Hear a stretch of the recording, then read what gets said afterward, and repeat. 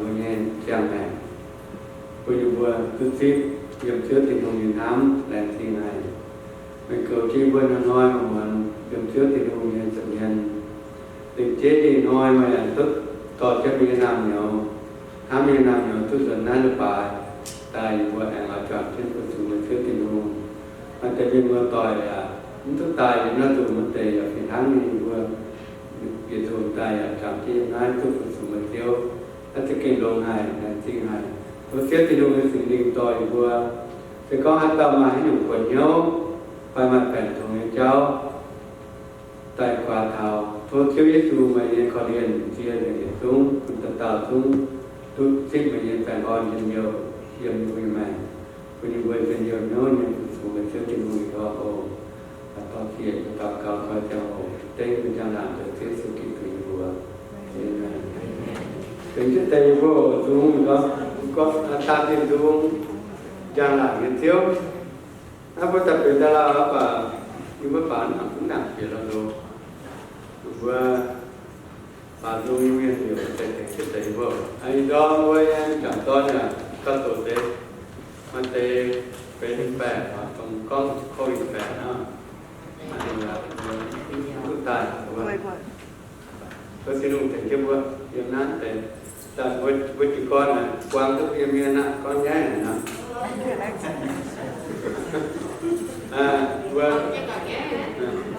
với chị ba mươi tuổi nhà mai tham gia thì nó quang gì nên là phải dùng với chị dùng người khác thì chế vừa cái nó là vừa bảo đang làm liên thiếu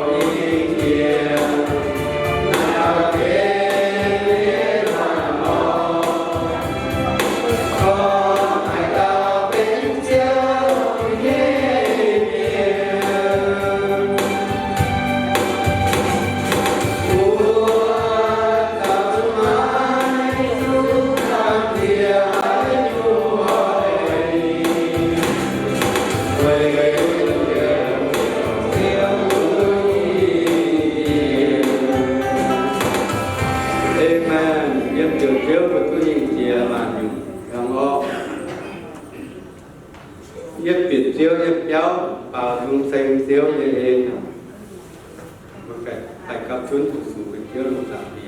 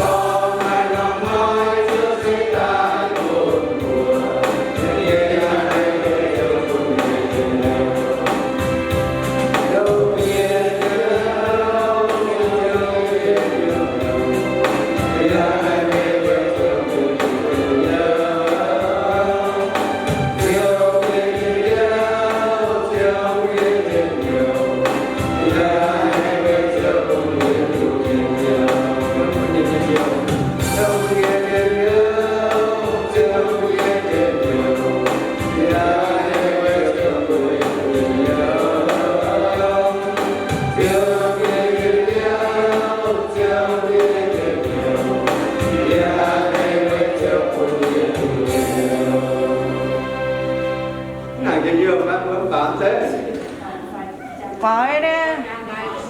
Bảo cái. Vừa thầy vừa là cái bảo mi ha. Tất cả tu mà cái sự giờ này sẽ có tất cả.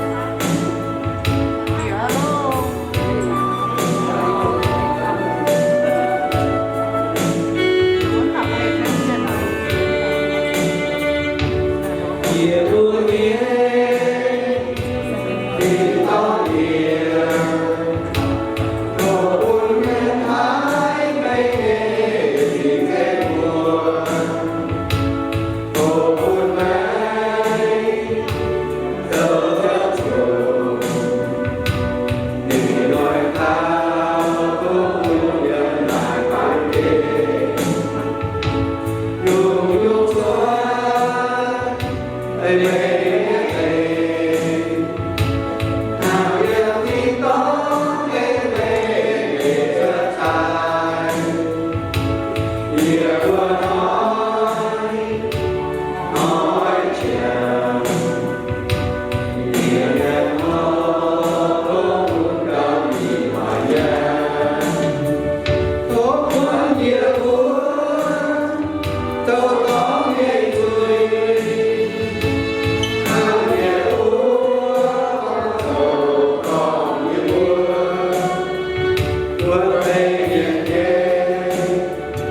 subscribe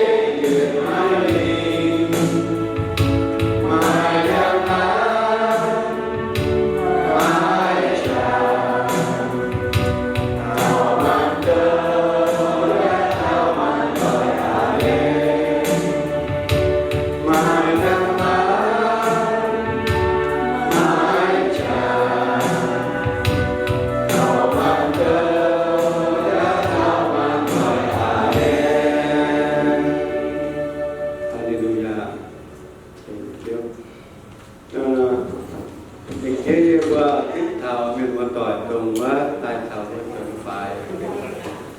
cái này về nó không cần chứ tôi nha có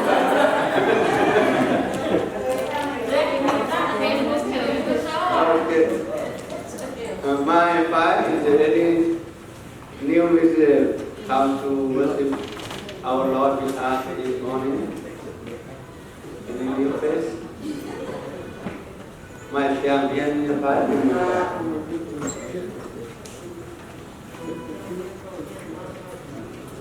my power like Jethip,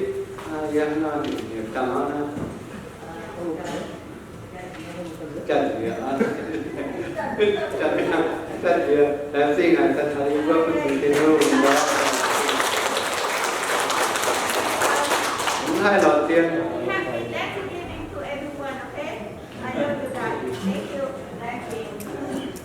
anh mà coi như quá on nhau quản như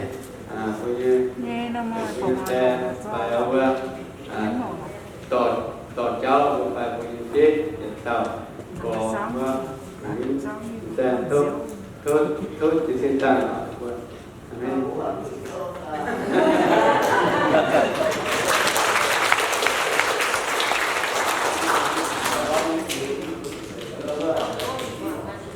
lòng nhớ thì mà tai phá đi mà tỏi vừa tiếp thảo phản hết hải ồ mình vừa tai vừa tương chọn cái phần thủ cái tình người đóคนวิญญาณรูปแต่ไปยังหน้ายังปวดช่วงปวดทำตัวอันนี้เนาะเวทเดียวสู่วัวตายสู่สุรินทร์นั่นเราไปอ่านจากเช่นเปล่าแหล่งตีคือตรงนั้นวัวเนี่ยแหล่งติงซิปเป็นชื่อแต่แก้งเปล่าตึ้งจิ๋วเปล่าที่วิ่งเนี่ยพวกมันเป็นตรงนี้เลย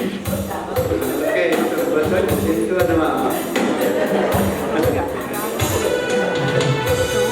ว่าบางที่มีเรื่องบางที่มีเรื่องอะไรถ้าเราทำอย่างไรจะไม่ได้รู้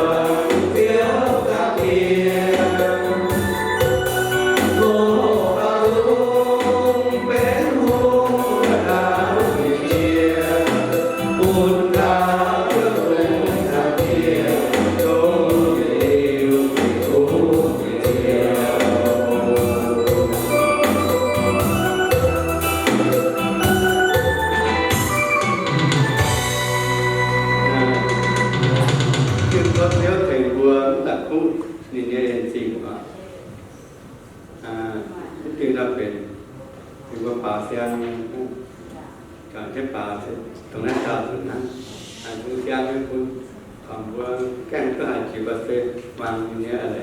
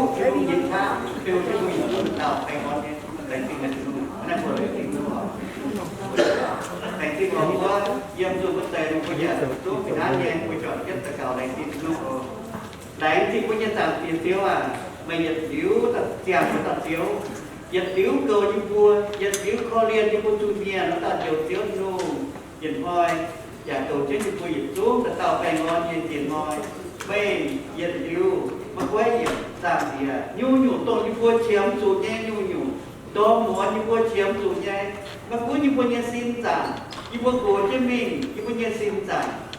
khơi chân hệ cho mìnhเพราะไม่พูดช้าไปพูดเฉียดทิพช้าทิพเฉียดพูดบัวตู้คุยเยี่ยมไปงอนเองอย่าจู้ไปยอมเกี่ยมเหมือนพูดอีดอมอีบัวอย่าจู้แข่งก้าวเจ็ดยืนยืนสินตายไม่อย่าพูดเฉียดพูดช้าอีบัวอย่าจู้สตาสินสั่งวานเสียงยังแต่เท่านั้นจวงเจ็ดที่บัวยืนเดียวจวงเจ็ดที่บัวยืนสิ่งเขียฟงห่อที่บัวยืนสิ่งเขียเปล่าจุดเช็งไม่หวังตัวไห้ที่บัวยืนสิ่งเขียน้าให้ไหนจริงโอจำเดียอีบัวมาให้ต่ออยู่ตาแดงซื้อแดงสิ่งตัวจริงมันยังเองเก่งอยู่บัวคุณบัวจะดงนั่นน้องเจ้าคุณอยู่บัวหยุดจู้นั่นต่อเจียจริงเนี่ยบัวยังโยมันคุณอยู่บัวมาเจียอยู่ละยาวว่าคุณอยู่บัวจู้ละคู่จริงคุณอยู่บัวยังโยหยุดจู้ยังไม่ปูคุณอยู่บัวจะเจอจะได้หยุดจู้นั่นเองปูจริงโยปูสูไม่ทายไม่เจออยู่บัวยังเดียวเที่ยวแต่เที่ยวที่นู่นแดงจริงมันเองเก่งอยู่บัวแดงจริงมาอย่างคุณอยู่บัวไม่อย่างไม่พบไม่จริงยันหนูอยากพูดยิ่งว่าให้จางเขาอีดองยิ่งว่าอยากเขียนสู่ไว้กับยันยิ่งว่าเย็นเสียนปีโตยิ่งว่าอันให้หอยจะตูมอย่างนั้นจิวบางยันตีจู้จริงยันพูดยิ่งว่าเต้าจางเขาจางเดียพูดยิ่งว่าอย่างจู้อันให้เย็นกับยันยิ่งจิวบางตีจริงยันพูดยิ่งว่าอย่าหลงโกยิ่งจิวบางดองวนโตยิ่งว่าเชียงสู่หลงเย็นตีจู้แอนเทฟุกคนเต้าแรงจริงจางกินเอ็นเชงแมงเต้เชื่อสู่ยิ่งบัวอาเมน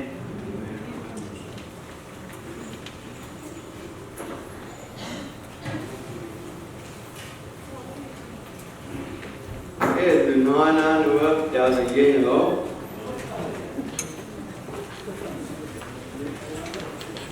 cần thì cuộc chơi nghe tìm được những tuổi đó mà thì nói sẽ tới cùng quá là bài nói cái chủ trước thì người nói phải phải có lệnh chết phải làm thêm tiếp như nói vừa tập tài một chút nó nói về chiến hành như nói của nam bên của Nhật Bản của chàng tôi thì đã nhiều quá 1620 quá chàng thì qua trong anh chị chụp cùng chào thân ái về tôi tình yêu nhé của chủ trước thì luôn về lại thì bây giờ đi chụp cùng những tôi thật bèn để kêu anh hai là bà ởจุดช่วยเป็นการน้ำตองคุณว่าให้เราทุกอย่างตองพระเจ้าปูยังไม่ได้ทุกที่เยอะอย่างสุดเป็นรูอันนี้ว่าตายแต่มีตามยังปัฒนายังก็อันร้อยจะปวดเนี่ยเก่งเสียเก่งเสียอย่างนี้ปัจจุบันถ้านอนไปอย่างตัดผู้คือไม่ได้รู้ทั้งอาจารย์บัวบานที่สุราคือว่าอะไรที่สุราฐานะจะมาอยู่ปวดเนี่ย50% เนี่ยตอนประมาณ50%เดียวอันตรงมัดยางเช่นแต่ดูว่าอะไรที่สุดการนำสกุลทุกที่เยอะอย่างสุดเช่นดูเวลาตันท้าว่า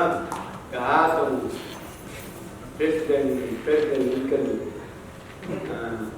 1863 ว่า1 ปีใต้ก็บัวถึงมาน้องมาเกะมาน้องบัว Thanksgiving อยู่นั้นไม่ยังหน้าตายมาจะตายกันตรงนั้นว่าเมื่อต้นวิกนะนั่นก็ที่มาก่อนไปเสร็จจะเป็นเกียรติเนี่ยเว้ยหรือว่าทุกสิ่งเดียวยังประชุมเป็นเที่ยวที่รู้ทำมาติดตามมาเล่นเจ๊เลย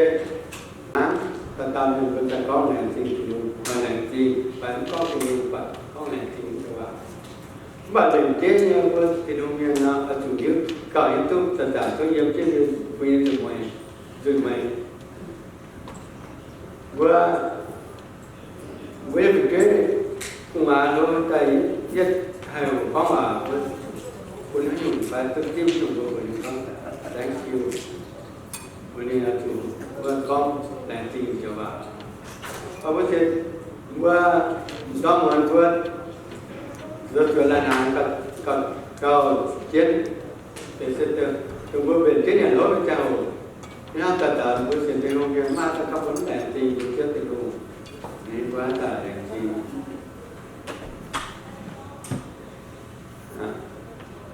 và có hai con nó có mà tờ là ba hai ngàn các thằng làm cháu ta chạm chủ là chịu luôn ba mai và là cái gì đó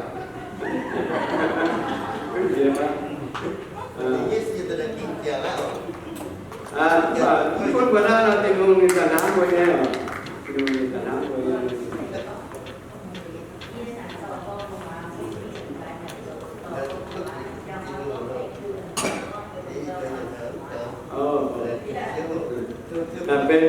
bên luôn này nhưng mà quá ta là hải bản ta thì có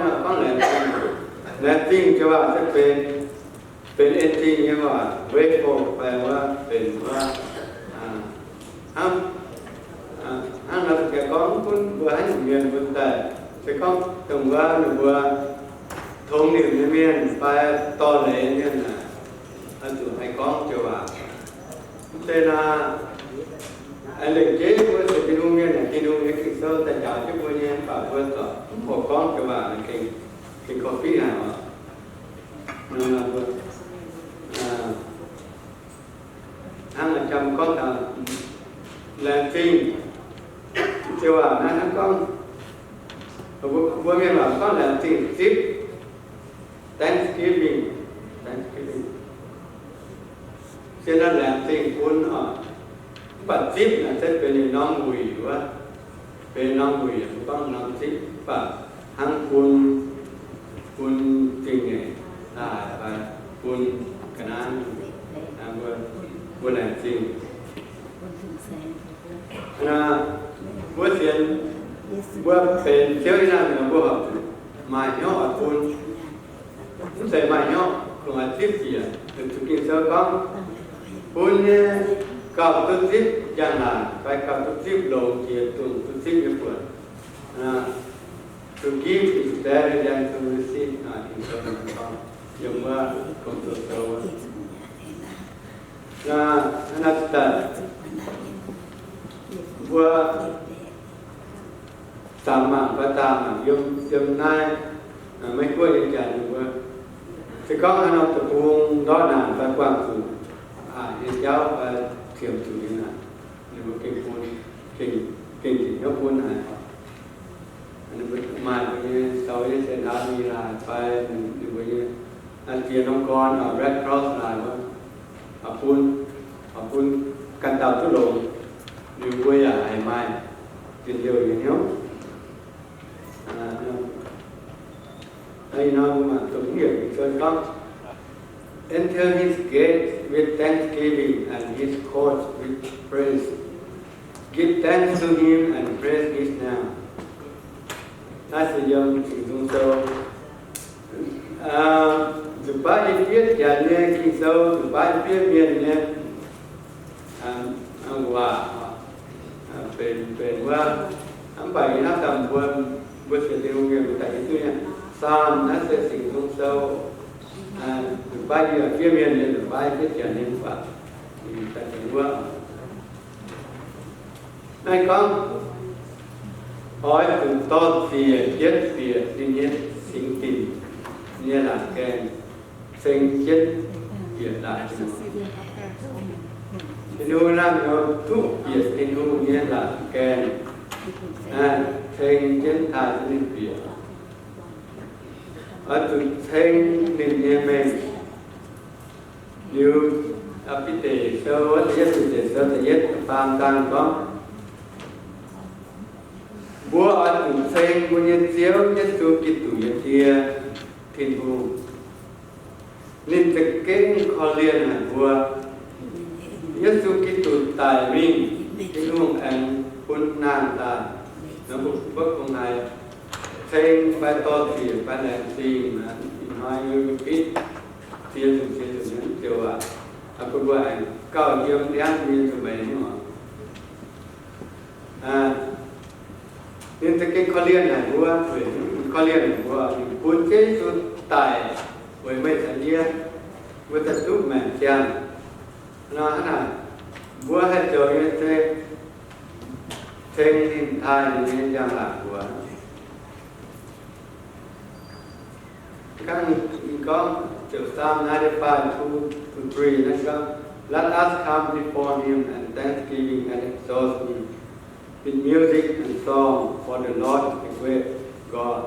the great King above all gods. Nên có ở thực tai yêu nên nhiên giảm nhiên ta nít phát lên tốt chia nên giao thực chết yêu nghe hiểu chết bảo dung sinh với thực chiếu thiên đô hải nhân thiên hùng nhà tự tôm hùng tìa cao lôi chia mạng tiền cao lôi chia mạng tiền ở đây mình có great King above all gods thì với tung tiền tung của tàng cha này nhiều vị cho nên nên thỉnh tu tơ có Giêsu này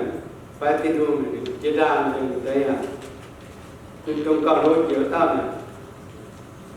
anh nó vua họ thế này họ thực thai quân đi mình bầu bảo năng chiếu ta xíu nếu nó ta vợ ẩn phổ như cái chăm con là sinh tin luôn là nó các cô vợ họ thương người ta thương người nào cũng chẳng làm gì và làm sinh tin luôn thank you Lord thank you for what xin về nhúng xem điệp mình cũng cảm ơn mà tu về nhúng điệp sinh luôn ta sẽ làm sinh về nào tổng như từ xưa nào căn thì có praise the Lord, give thanks to the Lord for His good. His love endures forever. Bữa miền có ở từ sinh chiếu, ở từ to tiền chiếu, với từ ninh xét đông hải. Nên nhiệt liu diệt chúa nhân hám miền, nó thấy ý chỗ à? Của lông hải, mấy nghe ta, mấy cũng như chiếm hát tay mai ở mặt đèn là cũng hai tư xuất xảy ra bởi vì nguyên tế này vừa thiếu nhân tế phải tổ nhân tế phải là vừa năng của con đồng hải cho vào pháp luôn cũng tập tàu đồng hải thì mà tập pháp bằng nhân tế cùng vừa tư chất thể tại những quảng cho vừa mảng vừa bánh trò vừa bánh cổ vừa phải phun ma cần để phải vừa chất thể tại những quảng con nhân tè để cho mãi phải vừa ba mình là cũng hai con lông hải cho vào nhân tè lông hải mai thăm đồ nghĩa là bằng hai quay thích thảo tiền hù và mình tham những tề đồ nhân ta từ thun hỏi chuối và chuối từ con chuối mới làm ăn còn bạn cho anh có đồ này kia đồ này tôi miền nên bây giờ your father abusive father abandoned father but our Father in heaven is good Father. He loves you and He cares about you. Con như vậy con lông hải sẽ làm tổng quay ạ lông hải sẽ tiếp tục vừa chúng tham thảo nghe và chú những bạn chúng phải cùng với mình lông điều quốc càng có hiện như diệt chúa nhiên thám nhân phật nhưng qua phan chân và căn tính có His love endures forever để nhiên thám sẽ nhiên thế giờ xây và tia thế giờ xây hiện liệu bằng qua phan có diệt chúa nhiên thám sẽ hắn loyalty và honesty và nhưng năm vừa mai mắc quả vừa mai vùng đó rồi thì lông hài thầy giết của bạn thằng nam tôi thì lông hài cho bạn cô vẫn nắm tạo tin hương rồi hài lông của mấy how good is God to you in your life mình trước tin hương lên hài lông giống như vậy đừng quên nắm tạo của căn nha tin hương về của nha nguyên tạo thì cầu với quân xin cầu với linh quân là cầu quân nói nhưng mà bây tia là như là quân bây tia cầu quân thì nát nhân pháp vừa phạm cái nhân tia phải phải thảo hơn thì hùng quân giàu quần tất thảo với nhau mà cũng mà tháo mà chuyển tháo mà chào anh sẽ vui siêu được thì hùng nó tất nhiên có làm trình chiếu về mình nhân hám rồi chân có một tình hám hả sự kinh tơ là God is love hai tao máy hám miền của tao máy yêu tu tình hùng một tu tình hùng tao hám miền con nhuận phải qua con phải ăn con và cha nhiều là thông minh cha nhớ thì không thể mua hiện chúng lồng nghe cho luôn nhân sinh này nhân sinh hùng tàn sẽ tin hùng tổng thể xuất luôn nghe dùng trang của ta thầy con vua nghiên nhận điều mấy quá nhiều và mấy viên đổi thống cái mai có giờ xuống nhà phú mày tu cho cái hùng ta bên chàng phải đi ra là thiên thần tháng gì đó ít chỉ xin ta là chừng xíu bây giờ mà mình chàng cũng là chừng xíu bây giờ mà triển tháo bây giờ nhân chính cảnh vua nhân phẳng quả nha bây giờ nhân non phải phẳng lại nha bây giờ nghe từ bạn giải có cũng rất là chừng xíu là chừng xíu con vua hiếu thức thảo đi con vua mặt giáo dương chẳng như đúng có thảo mặt giáo dương mặt kia nếu thì mình hiện tại hiểu con vua mà hoàn tội mà tuế mà tin nhang cao lộ cao tin thiếu mà ngay chúng thiếu thì đủ nhiều phút nên tin của con vua thì vua có mặt khác với tại chỗ thực xuất thế nào vua thì có vua nghe quần tin hay thì mình có thể chế đau vua nam mình cũng tạo hắn thì nó phải chốt ham cho cô con bảo ngay mình ngay chính là rồi và chính mà mình quên mà quả là và bây giờ nằm đúng mình bây giờ phán lại và bữa mai tây xuống nó kinh em tin là phải chết hai người vừa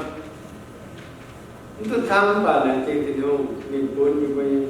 giáo cũng phải bây giờ nên từ đó và tôi thầm non nên còn tôi thấy dương chúng ta có một cái dương lắm và tôi là mặt trời và câu chuyện dương hay là chúng thì đâu cũng chia là chúng ta cái gì đó và tôi thầm non nên là lộ thì đâu về thì hay vừa và những cái con thì của chị ba cho đi qua mà những sự xem đó là hay chủ ơi thì vừa biết tụi con cái kinh gì là tôi nhập bán tôi là tôi cài cam vừa nó tao được cái dùng phú từ dùng bài giảng nó đau ấy bây giờ muốn là vừa còn vừa một toàn cái giảng này thì vừa tập cũng làm ta luôn thực tế là ta học được quán như mà rồi và chúng ta mới một toàn có này tháng hai bao tháng chỉ về khấu mới theo rồi tức là hai duyên là duyên cái kết quả là bất kỳ ta na nếu thiệp vào rồi mà thế Phật đã đâm cháu tìm chú ở người ta ta anh mình anh buồn đó ta buồn được biết thì biết rồi anh thì anh sẽ qua rồi nó cha từ là hết chứ với xem anh cháu vào người chuyện là bà tỏ này anh từ một lần có lần ta nếu về mình nó hỏi bà ta cũng hỏi chuyện và nó gặp tin đồn này thì có vui anh cả nó nó có bền để phải là vừa bị mặc nó được cái quả duyên nhé là anh có tay rồi và tôi biết những bà biết tất cả là canh ta tặng canh cam vừa với cái ba mươi tuổi anh bảy đi chẳng anh bay vừa chưa tu tập cái về với nha thì nó vừa tặng bánh tràng như vậy thôi anh canh kiểu to tầm cái chàng canh con chàng tôi dậy và ok nha nó bảo thầy máu con nhưng mà tỏ với ta mà các bạn oi nó bác vừa lồng nó bảo với chuyện nó vừa sử mãi vừa nộp tôi non khác nhau tôi vừa non nghe tài nghe hai mặt tôi đút non sẽ tôi thì nhà tài không nó bà con nhưng mà tỏ nhưng mà nó là tận thống độ của nó nhà nó hiện tại cho mà phải sợ cảm cái nó về với nghe thì đường nhập phúc của anh mà tỏ tại vừa cần những bạn với những chân vừa có thể cho nhau những vấn đề anh tham còn gần tham nhau là anh bảo với chuyện thứ thì là vừa tấn dân là đào tôi đi quê nhà nó đây nó với tụi uống á có một quả mình hàng đến lúc chiều nó là gan mình mua quả ăn thôi này cầm một cổ tính tại bên là đúng chưa ăn ta thức nhiều những quả chiều tân ăn ta nó thì nó nghe phúc thì nó nghe thì của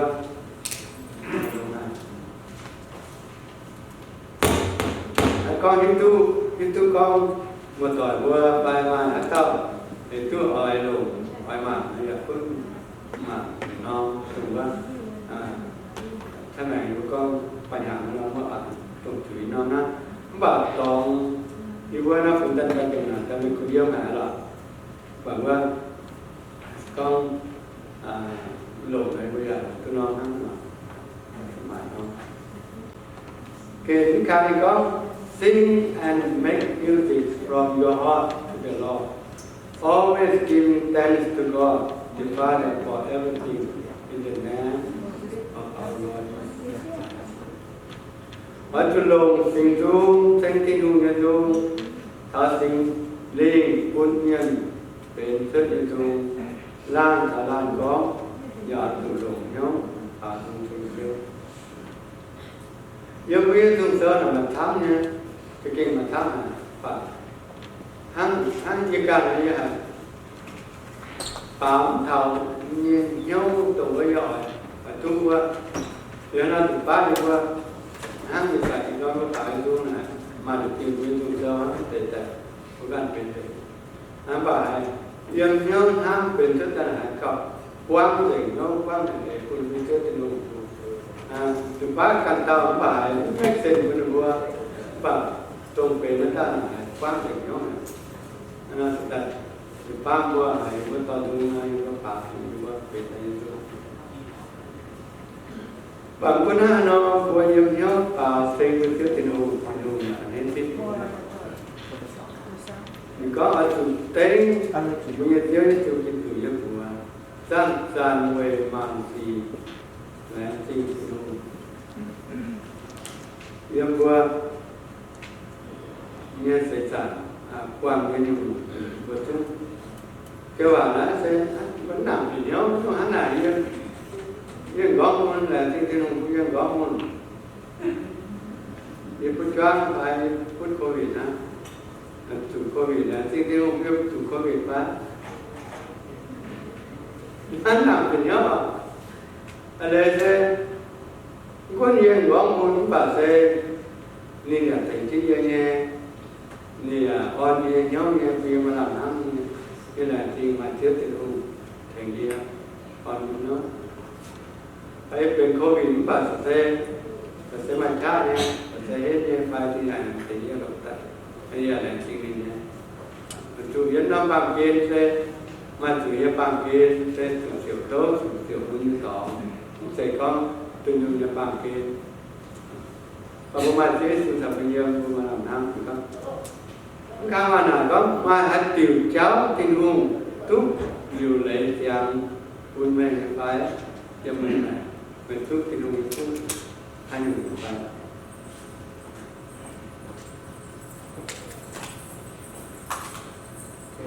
ไปแล้วที่หวังวิญญาณน้องเก่งลงหายครับ Thank God for His forgiveness. Without forgiveness, we will never be saved.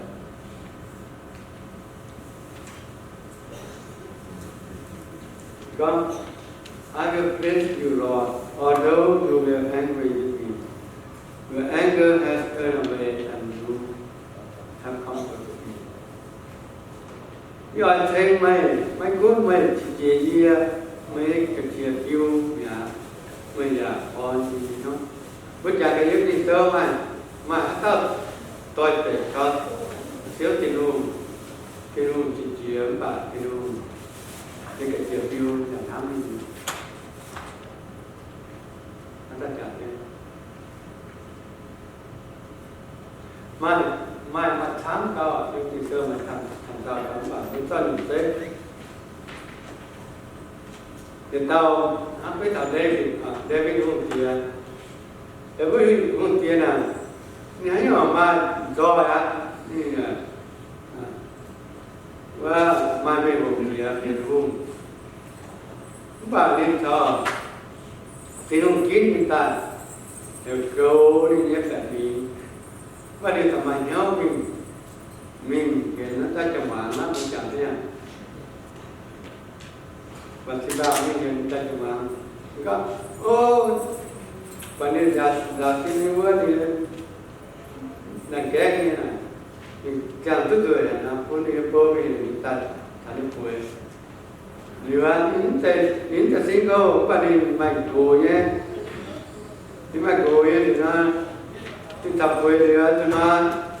giờ rồi ta cho mà nó tổ về là thì ta sẽ ta punya ni poวันนี้ta cho mà cái của mình toàn peเป็นว่าบทการเป็นว่าทำแปลงฉันเห็นท่าแต่คุณเรียนเปิดมีบัวตาจะมามีบัวทำมีบทการจะเอาเดี๋ยวนี้จะมีวัดด่านจะเป็นนะเพราะนินตาตุมันวัดแต่ยังโอเดอร์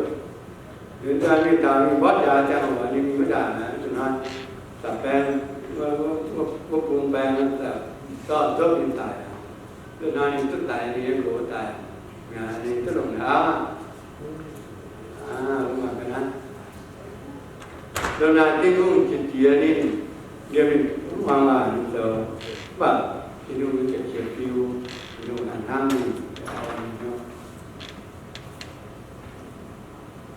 nhất thì có cái nó là rồi là chỗ là nó là năng thì buồn mà cũng bật chỗ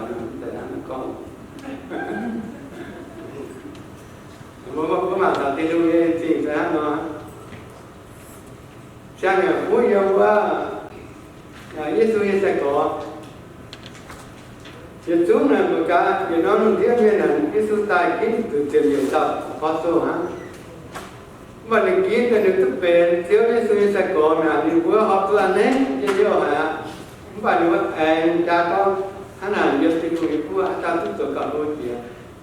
nếu tôi chờ chế sinh ra có tấm cái cờ thì anh tất cả đôi nhưng mà tôiว่าดูเดียวแต่ว่าเราทำทุกมาต่อกันต้องเป็นเคยซื้อกันก่อนน้ำจังหวะบาดสอนความโยมพิเตก็พิเตต่อซื้อแต่เห็นยังไงแต่có mà tại mai mà làm được những phạm mà không làm được chúng ta để theo Giêsu thì có như thế nhiều thằng mà tài mà biết ai là thằng mà biết là bà ta mình cũng nhiều chơi Giêsu à Bài nhất sư chỉ định nó bảo như này quá nhau nhất sư như cái chiều yêu nhất sư thiết gì này mà bằng tao là ra cái đường thảo chi tế Việt Nam đi tiêm luôn này muốn thật là không đi sâu nó cái đường là họ liên là nắm là bạc thủy quân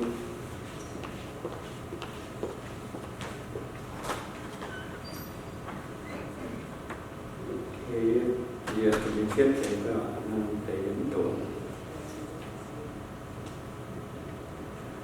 bên mà này thiếu quản mình nhé hay dùng chuối mình cứ chờ chúng ta quá mình giờ mình xem này bùi thằng thiếu nhưng mình cứ chờ nhé thứ ba có viên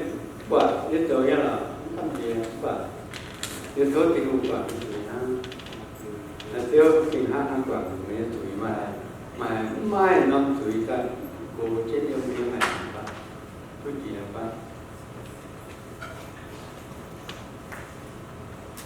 tâm đang tin mình nghe kinh sâu nhân tổ kinh sâu tổ đâu là give thanks for His word. Let the message of Christ dwell among you richly as we teach and harmonize one another with all wisdom through song, hymns, and songs from the Spirit, singing to God with gratitude in your heart. Ở thực tam cái tụ nhất tổ, quán mình tụ nhau, chờ lồng nhung dùng thông minh, lan đào lan tình đàn, đã tụ bao sinh dung, thảo tình hùng, nhân dung, thảo tình linh quân miên, đến thất nhân dung. Lồng hiếu là em tình tình hùng. Hay là thì có vốn mai chỉ sâu là bây giờ như tu tiền nên nhập hải tài còn về nó tài thì sâu là có là nguyên của tàng căn thì cháu là nó mà thể nó căn dùng như thông minh có chúng ta cũng mua hoàng của hải mà để em bảo kim sâu nó cũng thay đổi cả đến nhau có thì dùng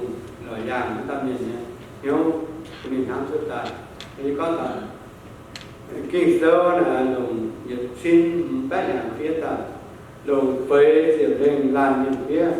như là với lồng tháp là phải phủ này vừa rồiที่ด่าเราnói là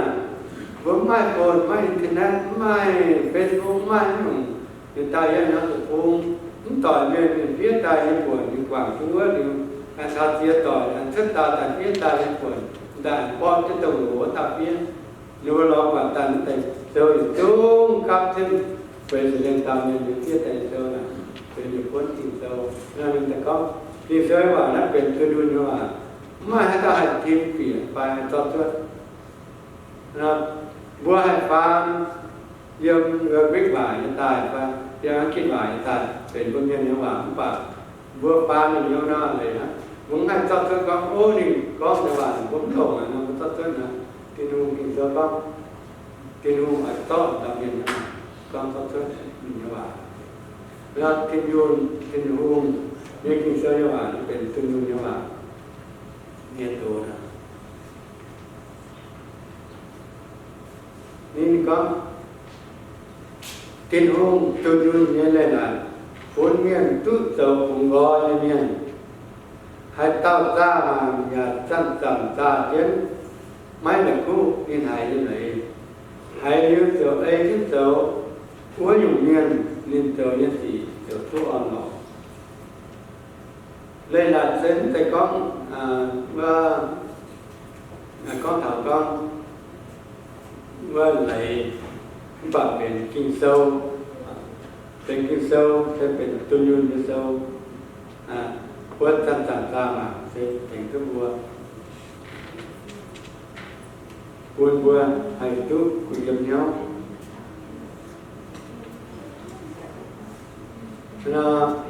อันเดียวไปว่าไหนกับว่าให้เรื่องกินเซลคนไม่ย่างกันเที่ยวนี่เสียงฟิล์มให้ทิ้วมันยังไงต้องการอยู่ไปอ่ะเว mấy sinh phim mà tiếp tục hành và anh ấy hay dùng kinh sâu thành tụi mình có gì mà cho nên kinh sâu cái nào đời qua mà tham gia nhiều kinh sâu với cả tổng đó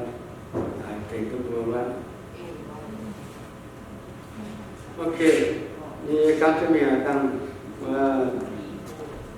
lấy và là tin về những nhân nhân là tin hùng về bùa mai chữ ba về bùa mai tỏ về sự tin hùng về bùa mai tiền tin hùng nhân ám tin hùng mà chờ phía để tin hùng như cô để cấp chân về làm tin hùng chữ ba hết kinh lồng này và đôi là tin anh có ia bua tan về mình bua choáng miền đèn sinh thì đủ hai tan tan cao là khi thảo bua nên đèn sinh nên tốt than nên phúc phiền mình ta mà mình coi nhau là căn lòng tình đủ về những cái quan áp tình đủ sự tình đủ công anh yêu quý chụp ban anh là tình đủ với bua mặt là chụp ban với cả cái cuộc sống của chúng tình đủ cái vấn đề thì tôi nó cái hoàn này của các con mấy em chụp ban tháng tuổi thì mà hai tháng anh no hai căn hắn có hay là sẽ mấy căn chúng ta liêu tạo mấy liêu cho tháng tuổi anh nói cho sự tình luôn này anh nói căn hay như là chúng on nhau làm tức là làm chúng tôi hãy mà làm nắm đó mà chuyện nhiều nữa sự kêu tình huống có một cái là giúp quan sự gì phải mà để nó cho mà làm tỏ vì mà thứ ba nắm tình huống như mình thấy thế này kể cả lái cả tin hùng về ngón tay tại con vua cái tỏ vua chủ à give thanks for his plan for us. Cái tổ viên hắn ở trong hắn hà vua ở chủ làng tin hùng về chủ vua túc non đàn mách tổng nghe cua vua chủ làng tin hùng nghe ên thì làng tin hùng nghe tin là tàn linh họ linh với nhau cầm địa linh hai linh đó nó nên về liệp ren không có những ông tử như đàn thằng như cua sẽ tin tỏ như cua sẽ trên nhiều của dân đến cua sẽ tông cua sẽ đi luôn nhận máu cho ẩm tôi mình nhận nó tỏ mà nó hỏi luôn tôi mình thằng này tôi mình này anh nên để mua có yêu mình điều lệ tỏ của mình với nhau thì mình điều lệ chạm tỏ yêu ta tỏ mình phải yêu cái dân hài bây giờ thì nên về nên điều lệ nên plan tập trung vào những dân hài ok nó nói chuyện tôi vào chọn chân của tôi Việt Nam là khănจะดีว่ามาถึงที่ไหนทำกินเที่ยวอะไรเวลากินเที่ยวอีน้อยมันคุณอยู่บนตู้จับเช่นข้าวหัวเทาทั้งฮานอยดูแลดีไหมนี่ทั้งเป็น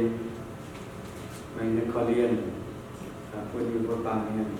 ขอทุกเที่ยวทุกบ้องเที่ยวตรงเสพผู้อยู่เที่ยวตรงทั้งบัวเที่ยวตรงที่กว่าบัวปากมันมีเสียงตามเที่ยวตัวพอติดไปเองเป็นตัวที่จับเที่ยวนั้นแต่นี้บัวหนักคุ้มตรงว่าแต่เที่ยวที่ตัวเที่ยวเป็นที่มาหนึ่งเป็นก่อนหนึ่งที่ยังเที่ยวที่มันตายมีวิธีการดูกับเที่ยวกับปากกาวมันเที่ยวสุดที่ไหนกันบัวเป็นนั่น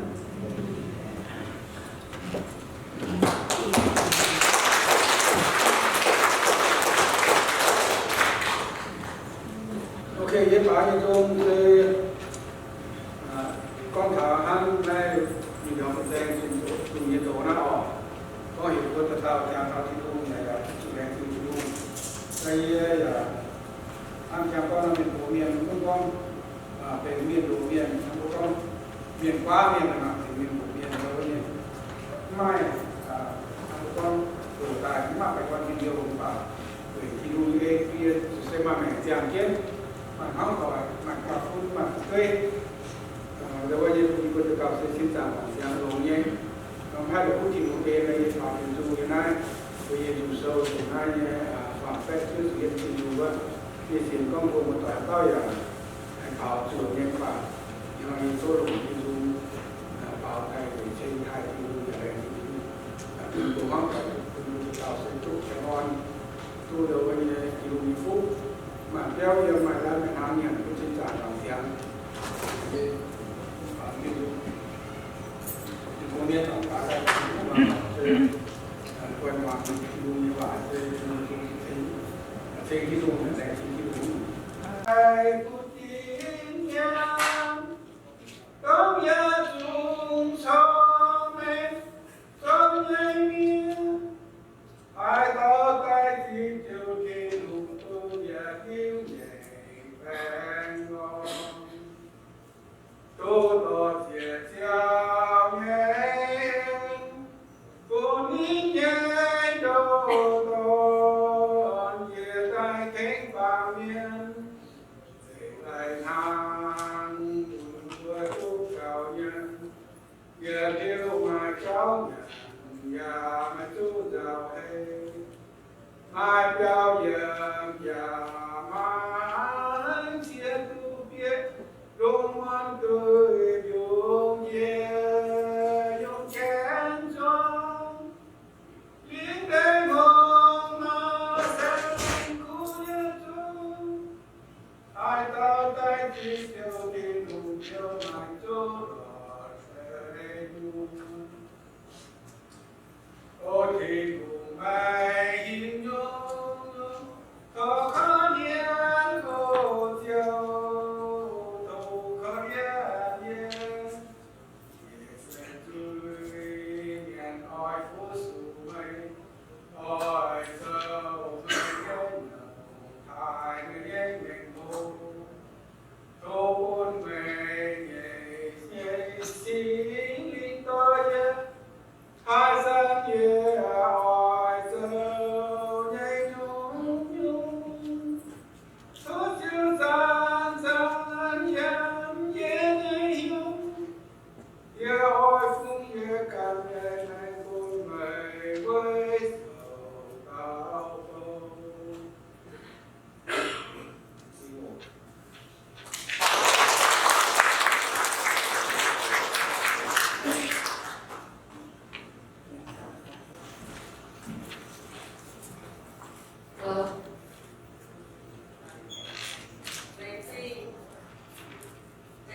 Xin như nói hoặc là xin như một cái ngôi điện xuống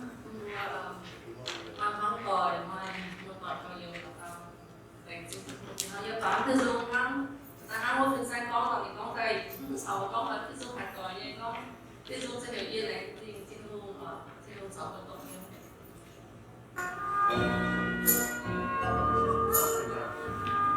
trong các câu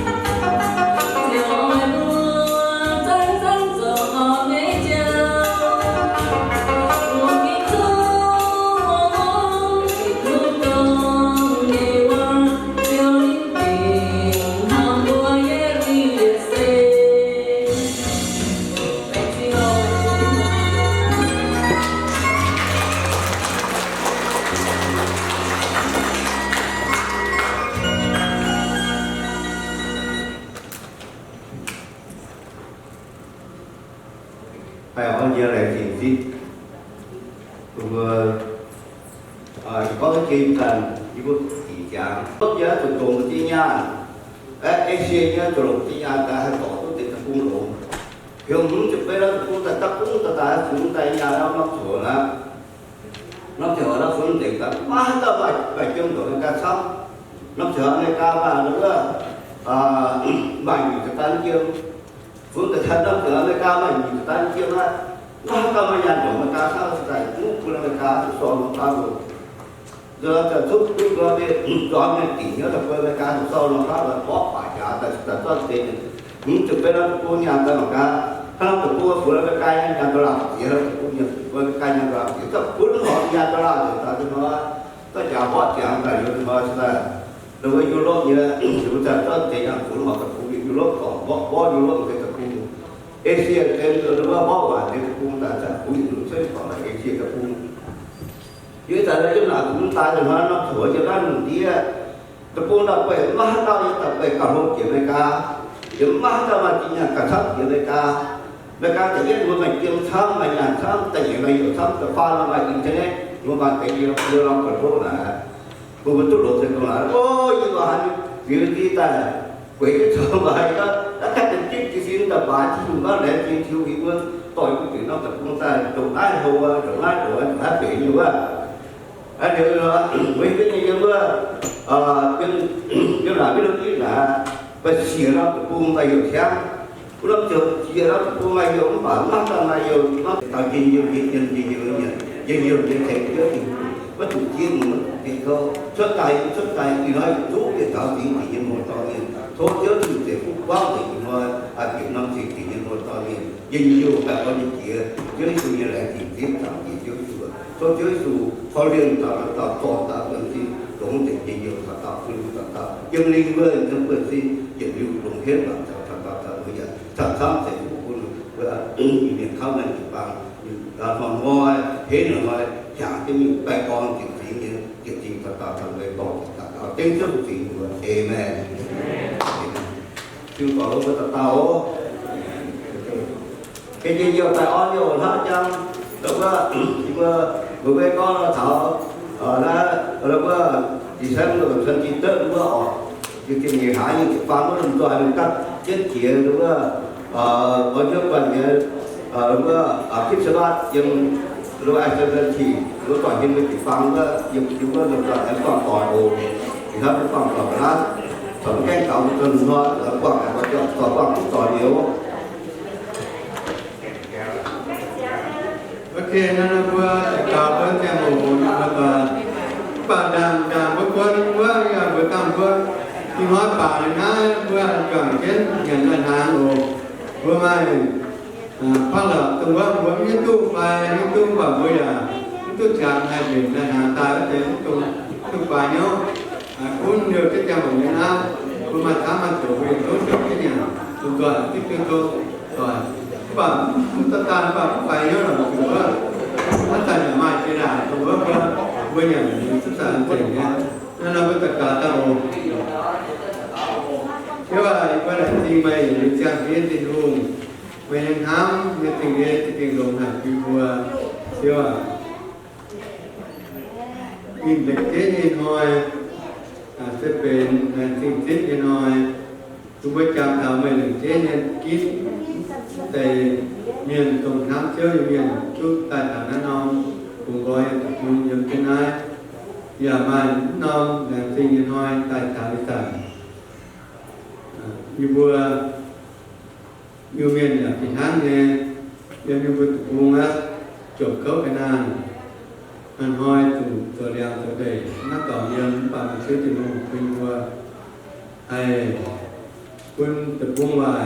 อยู่บัวยืมตัวอยู่ให้เทิดตายอยู่นอนต่อซื้ออยู่นอนต่อที่จะตัดต่อนั้นได้เที่ยวกันในทะเลไปแต่คุณอยู่บัว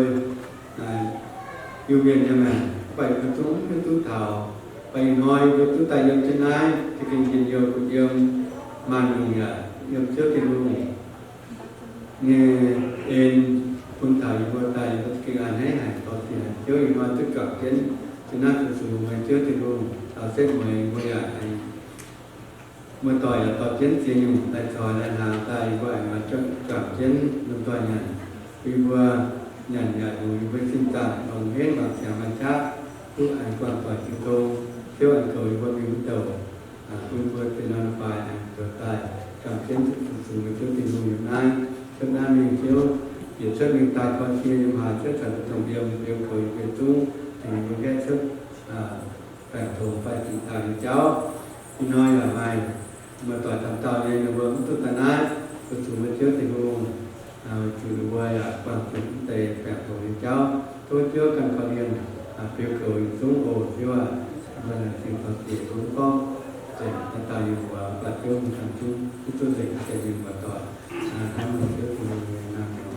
พอสิ่งเชือกโอ้แบบเปรียบเคยสูงบัวคนจะโอ้แน่ขาดเราเทคนิคทางการเสียสุดที่เป็นบัวเด็กถามว่าคุณเส้นใหญ่